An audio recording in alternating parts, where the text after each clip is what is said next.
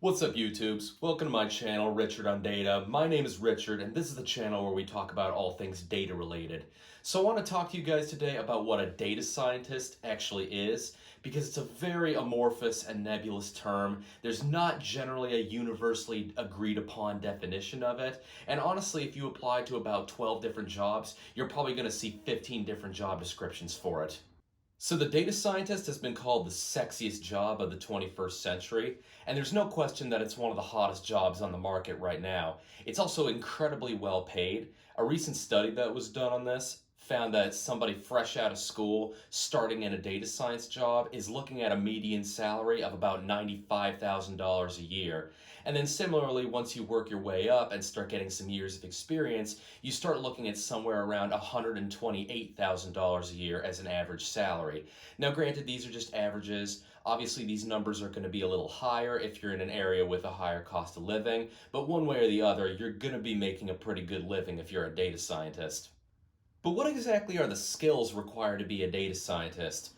Well, I hate to break it to you guys, but in order to have any chance of being a data scientist, you need to know R, Python, Julia, SQL, Scala, Java, C, C Sharp, C++, Objective-C, and Fortran. You also need to know several business intelligence technologies, so something like Power BI, something like Tableau. You need to know a lot of big data technology, so Hadoop, Spark, MapReduce. Also, you need to be incredibly well educated with at least a PhD, and you need to know backwards and forwards statistics, machine learning, deep learning, and linear algebra. Wrong. That's so completely wrong.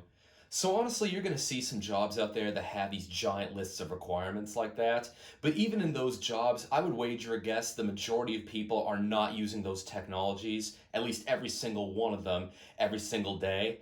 And it's really more of a red flag that company doesn't really know what they're doing from a data standpoint, and they're looking for some magical outsider to come in and fix all their data problems. So it's really a red flag that company doesn't really know what they're doing.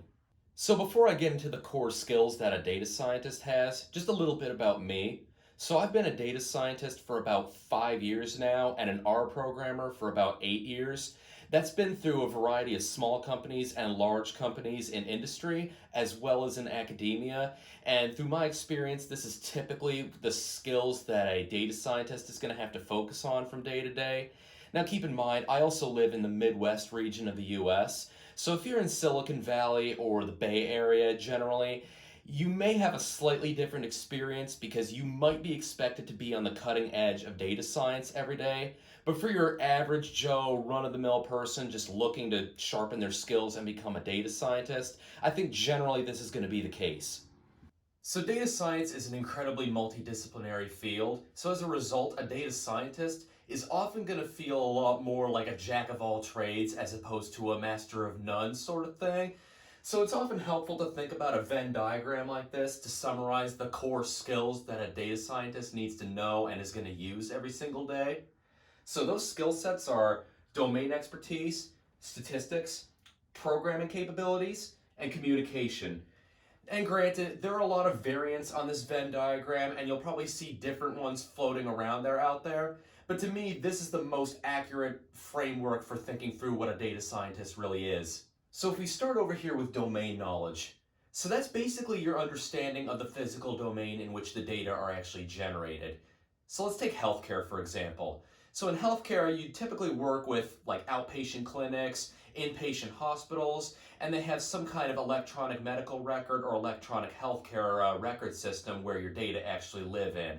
Now there's a business process on the back end which actually generates that data, and really understanding what that business process looks like is going to cause you to ask fundamental questions and really guide your creative problem solving process.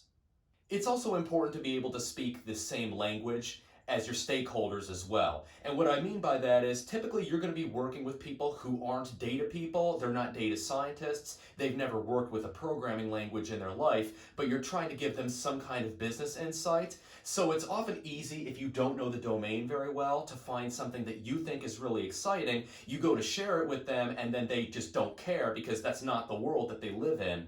So for that reason, understanding that actual domain is very, very important. Unfortunately, it's difficult for me to help you guys out with domain knowledge because I've only worked with healthcare and pharma and a couple little ones here and there myself, so I don't know all of them in and out. Having said that, it's generally been my experience that once you start immersing yourself in the domain, you end up getting pretty acquainted with it after about 6 to 12 months. After the 12-month mark or so, you start really being able to sit down and have really solid business development related conversations. Now moving over to the next one, we have statistics. So statistics to me is really the science behind data science. Now if you have the other three skills but you're lacking in statistics, you're probably dabbling in what I like to call data pseudoscience. So statistics is really about providing some intuition and some mathematical backbone behind what you're doing. And you can loosely couple that skill set together with things like mathematics, linear algebra, machine learning.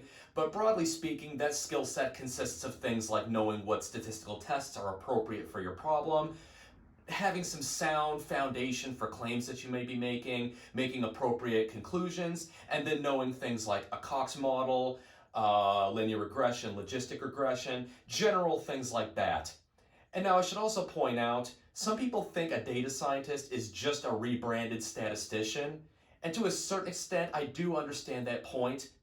The term data scientist is a pretty recent creation, and statistician is something that's been around for several decades.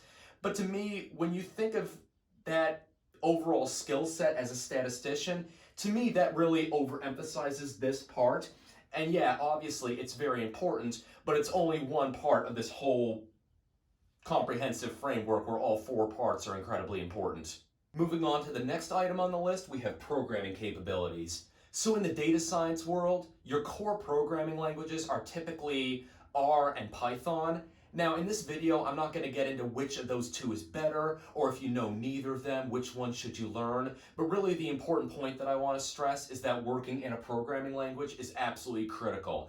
And the reason for that is, generally as a data scientist, you're going to be working with other people. Now that could be, like I said before, people who don't speak the same language as you as far as a domain, but oftentimes it's going to be other analysts and other data scientists. So being able to share your work and having that work be something that's reproducible is going to be critically important. The beauty of working with a programming language is also that you have a reproducible paper trail. So you're going to start from your raw data, and then as you work from your raw data to some kind of deliverable, that deliverable could be something like a model, it could be a report, it could be a visualization, it could be an app.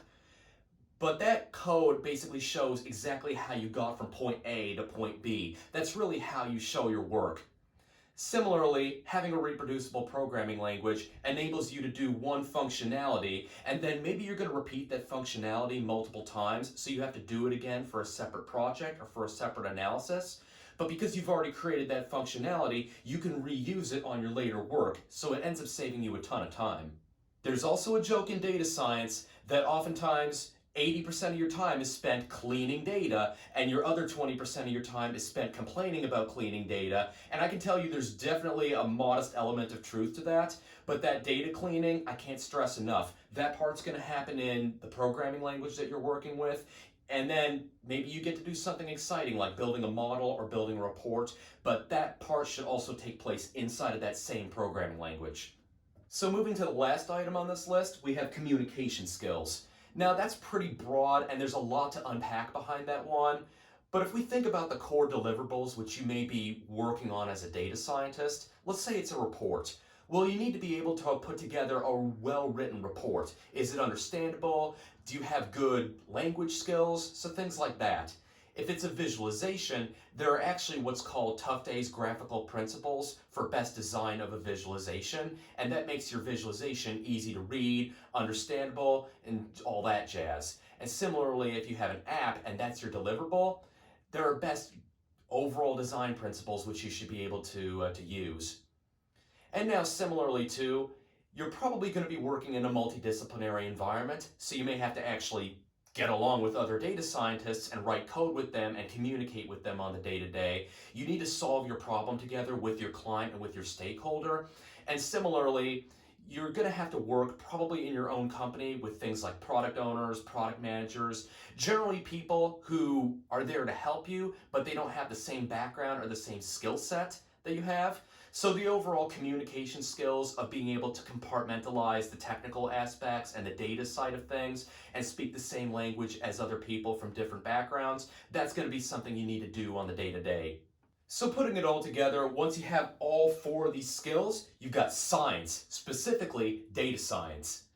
And now, obviously, the overwhelming majority of people, they're going to be really good at one or two of these things, and they're really going to struggle at one or two of these other things, and that's absolutely okay. It's really important to be able to identify where you're actually struggling and then making improvements at it.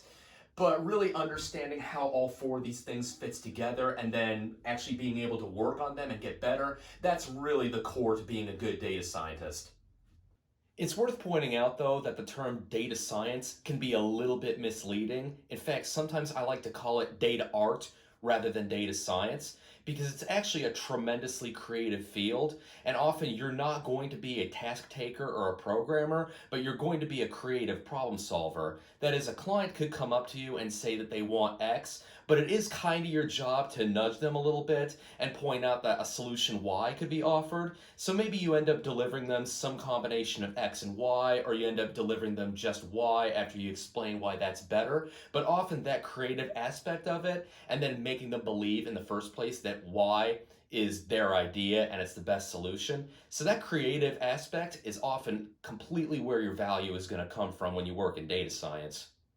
Thanks so much for watching this video. If you enjoyed this video, smash the like button and also hit the subscribe button. It's my plan to use this channel to upload all kinds of educational content to help you guys either become a data scientist for the first time ever or sharpen the skills that you already have developed. So until next time, Richard on Data.